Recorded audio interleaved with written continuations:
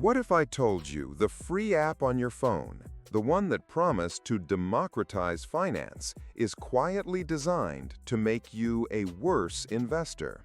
That every time you see that burst of digital confetti after a trade, you're not celebrating a win. You're celebrating their win.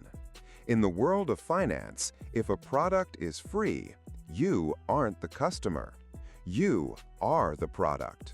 And your financial decisions are what's being sold to the highest bidder.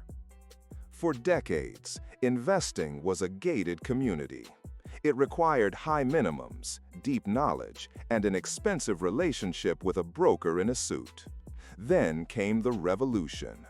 A wave of sleek, beautifully designed apps put the stock market in your pocket. The barriers to entry crumbled. The tagline was irresistible: commission-free trading. For the first time, anyone with a smartphone and $100 could buy a piece of the world's biggest companies. The narrative was powerful. This was the democratization of finance. Wall Street was finally being opened up to Main Street. These apps weren't just tools, they were a movement. They made investing feel accessible, modern, and even fun. But this utopian story, the one sold in Super Bowl ads and plastered across the internet, has a footnote. And in that footnote, written in the dense language of financial regulation, is where the real business model lives. The story you were told is not the whole story. So, if you're not paying a commission, how does your broker make money? The primary answer is a controversial but legal practice called Payment for Order Flow, or PFOF. Here's how it works. When you hit buy on a stock, you might assume your order is sent directly to an exchange like the NASDAQ or the New York Stock Exchange. That's not what happens. Instead, your broker bundles your order with thousands of others and sells this bundle, this order flow, to massive Wall Street firms known as market makers or high-frequency traders. Think Citadel Securities or Virtu Financial. These firms pay your broker for the right to execute your trade. Why would they pay for your order? Because it gives them a critical advantage. They get to see what retail investors are buying and selling moments before the rest of the market. And more importantly, they profit from something called the bid-ask spread. This is the tiny difference between the highest price a buyer is willing to pay and the lowest price a seller is willing to accept. By executing your trade, these market makers can capture a fraction of a cent from this spread. It sounds insignificant, but multiply that fraction of a cent by billions of trades per day, and it becomes a multi-billion-dollar revenue stream. Your broker gets paid by the market maker. The market maker profits from your trade. The question is, are you getting the best possible price for your stock? The system incentivizes your broker to send your order not to the place that offers you the best price, but to the market maker that pays them the most.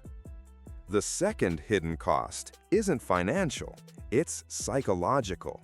These apps aren't just designed to be easy to use, they're engineered to be addictive. They borrow heavily from the playbooks of social media and casino slot machines. That burst of digital confetti after a trade? That's a dopamine hit, designed by behavioral psychologists to create a feedback loop of positive reinforcement, encouraging you to trade again. Push notifications alerting you to a 3% swing in a stock. That's manufactured urgency, triggering your fear of missing out. The simplified, game-like interface removes the friction and complexity of real-world investing, making it feel less like a serious financial decision and more like leveling up in a video game. A 2021 study found that investors on these platforms trade 40 times more often than clients at traditional brokerages. This overtrading, known as churn, is disastrous for long-term returns. But it's fantastic for the broker's business model. Remember payment for order flow?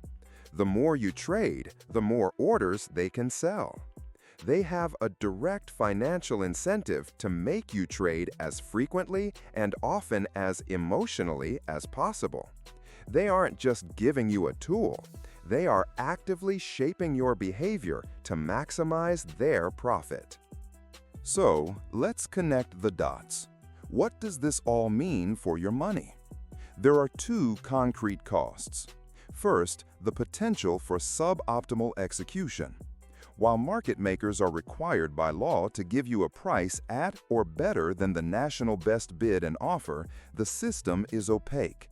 Fractions of a penny on each share might not seem like a lot, but for an active trader, this can compound into a significant invisible tax on your portfolio over time.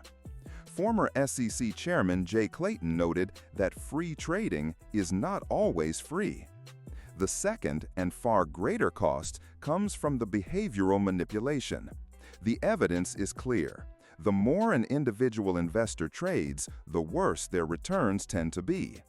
By turning investing into a game, these apps encourage speculative, short-term gambling instead of disciplined, long-term wealth building. You buy high on hype and sell low on panic, all while the app cheers you on. The very design of the platform you use to build your future may be the biggest obstacle to achieving it. The true product isn't the stock, it's your attention and your activity. You've been given a free ticket to the casino, where the house's edge is built into the very code of the game you're encouraged to play. So, the revolution wasn't a lie, but it was incomplete. These apps did open the gates to Wall Street, but they also built a new, invisible toll booth just inside. The solution isn't to abandon technology. It's to become a conscious investor, not just a reactive user. Understand the forces at play. Turn off the notifications, ignore the confetti, and remember that building wealth is a slow, boring process. It's not a game to be won. It's a discipline to be practiced. Thanks for watching. If you found this valuable, subscribe to Decoded Money for more truths about how the financial system really works. Click the bell so you don't miss our next investigation. Up next, we decode the one metric that has predicted stock market crashes with terrifying accuracy for the last 50 years. You won't want to miss it.